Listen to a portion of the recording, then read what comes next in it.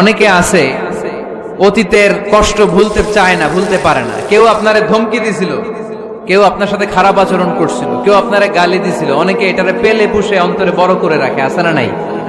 ভুলতে চায় না, মনের ভেতরে রাগ পেলে পুষে রাখা ঠিক না, মনে মনে কয় অনেকে আছে আমি তোরে মারব। অতীতের কষ্ট ভুলতে চায় না, ভুলতে পারে না। কেউ আপনারে ধমকি দিছিল, একদিন সুযোগ পাই, কেউ আপনার সাথে খারাপ আচরণ করছিল, কেউ আপনারে গালি দিছিল, অনেকে এটারে পেলে পুষে অন্তরে বড় করে রাখে, আছে না নাই?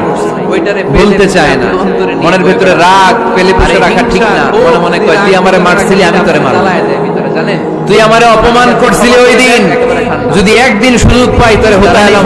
আপনারা এজন্য এরকম সেই 20 বছর আগে আপনারা সব অপমান করছে, ওইটারে পেলে পুষে আপনি অন্তরে নিয়ে বয়ে বেড়াচ্ছেন। ভাইকে ক্ষমা করে, আর এই হিংসা ক্ষোভ যদি রাগ ভিতরে রাখেন, এটা আপনার জ্বালায় দেয় ভিতরে, যায় আমাদের বেশি বেশি ক্ষমা। আর যদি আপনি ক্ষমা করে দেন একেবারে ঠান্ডা। জানেন এই ফর্মুলা আপনারা? এজন্য রাগ, ক্ষোভ, হিংসা কখনো অন্তরে পুষে রাখতে নাই। কোন বান্দা যদি তার অন্য কোন ভাইকে ক্ষমা করে দেয়, আল্লাহ তাআলা এই ক্ষমাকারীর সম্মান আর মর্যাদাকে বাড়িয়ে দেয়। তাই আমাদের বেশি বেশি ক্ষমা করা দরকার।